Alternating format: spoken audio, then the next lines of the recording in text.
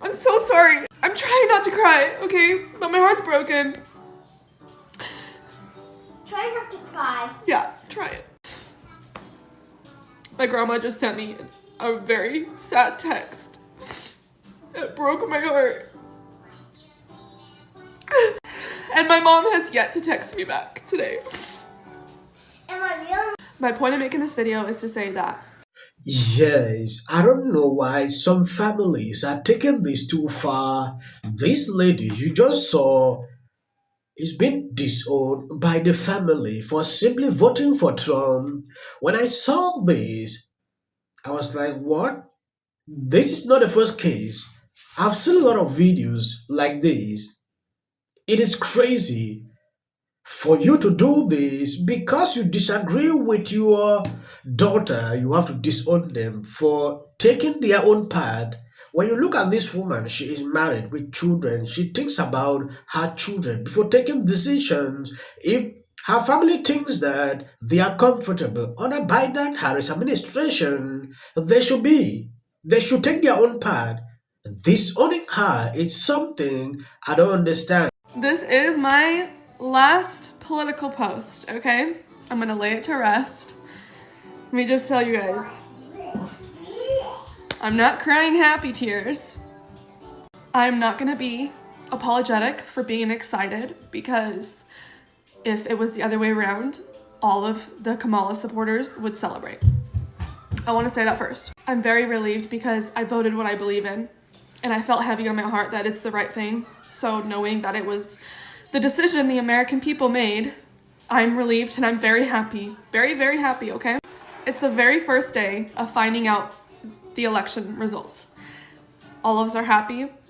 I'm very happy, but I'm not going to continue to post about it, but I'm also not going to be sorry about it. And I always talked about how my family, sorry, I don't want to make this more than once. I always talked about how my family had different beliefs, my grandma and my mom and my sister, and how we always got along. And I wore my grandma's sweater to go vote, and I'm so sorry. I'm trying not to cry, okay? But my heart's broken. Try not to cry. Yeah, try it. My grandma just sent me a very sad text. It broke my heart. And my mom has yet to text me back today. My point of making this video is to say that I am very happy and I expressed how happy I was. And I'm not gonna be sorry for that. I'm completely heartbroken that my family is taking it how they are. I never did this to them when Biden won. Never. But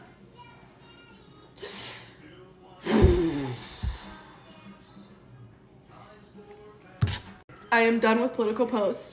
From here on out, it's back to normal. If you don't like me because of who I voted for and you have to unfollow, go ahead. My own family unsubscribed from my life, so you can too. I promise it doesn't get worse than that. This is sad. Never let politics to get into you like this. Disowning your family members because of it. It's crazy to even think of that. Something happened. We just discovered that Oprah was paid 1 million and all these social media influencers were paid. According to the Washington Examiners, there was 1 million for Oprah Winfrey production on October 15 in West Hollywood, California. Oprah, a top Harris ally, appeared at a town hall with the vice president in September and was at her final rally in Philadelphia. $1 million to interview her in September. $1 million.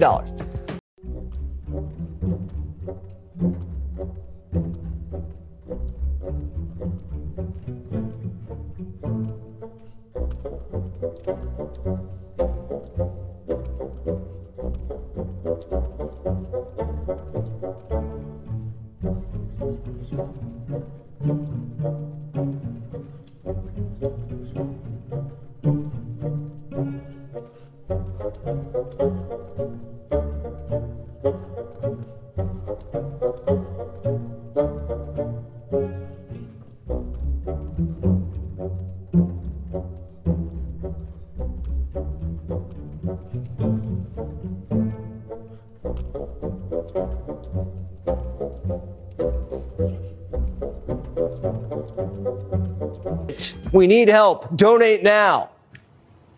Help with what? You lost. This is how she's going to spend her donors' dollars. You can now understand why all these celebrities show up with a script, because they are being paid.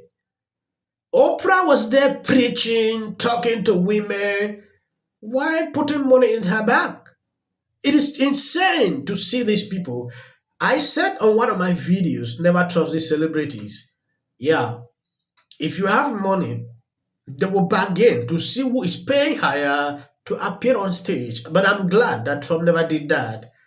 Trump is not paying people to show up. They will fake up something like a concert. At the end of the celebrities, musicians will appear. They will not even perform 2 minute speech. That is all.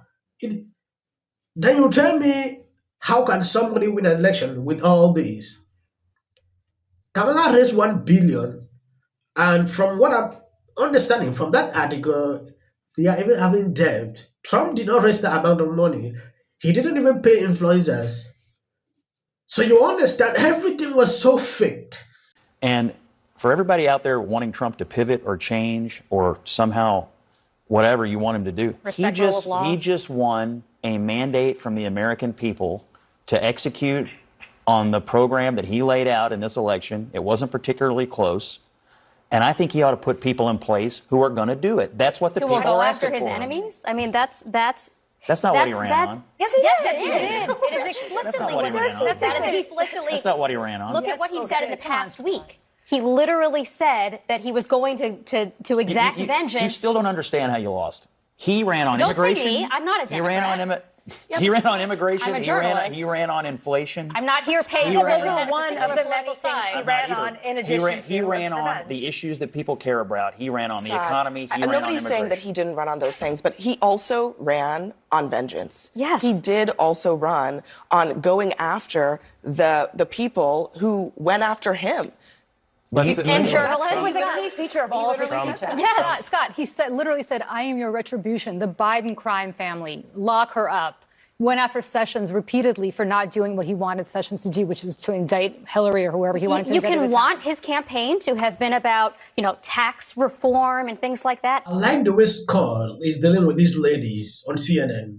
They are here freaking out. When Trump was being persecuted here and there, they were not there to be spewing this. Now he's been elected. They are here. She continues to speak. We are no more campaigning. Trump is the president, so stay quiet. Why were you not advocating against what was happening to him? CNN was here encouraging it. Oh, every day. They were even instigating it the more. Now they freak out. When I see these people do this, sometimes it gets me irritated. Like, I don't want Trump to go after people who went after him. He should be able to forgive them and do his job. But when I see people constantly reminding me of what we saw throughout, it's like Trump should do the opposite. We were prepared for all scenarios. And each one of those scenarios, it was, how is Donald Trump going to finagle his way back into the way? How is he going to use undemocratic principles? What measure of intimidation and underhanded shenaniganery will this man use? I'm sorry, but Donald Trump hates veterans. He called them sus and losers. What was the agenda for black men? Thought, well, we should stay on because it'll be a shit show after this, because there'll be all sorts of lawsuits and the country will be in flames, which I think, let's not bury the lead. The most important thing to say about this election is the reason why we're sitting here so peacefully now is because the one party that still believes in conceding elections lost. If the other guy had won... Look at the freak out. Jon Stewart is there. Maher is here. CNN is there. Maher is here spewing this crazy. Like the country will be on fire. Laws will fly here and there. If you are not guilty of something, you will not panic. If you see liberals panicking like this, they are guilty of what they did to him. So they are now seeing like he will do the same. Back to them. So, turns out, voting works. I mentioned that guy's name. He's such an absolute prick. I can't stand him. But anyway. Hey there. How are you doing? If you watch this show regularly, I'm guessing you're not doing great. Yeah, me neither. Let's be honest, it was a terrible night last night. It was a terrible night for women, for children, for the hundreds of thousands of hardworking immigrants. What will the rest of us be doing on day one? Now's the time to stand in solidarity with our friends, with our neighbors. Well,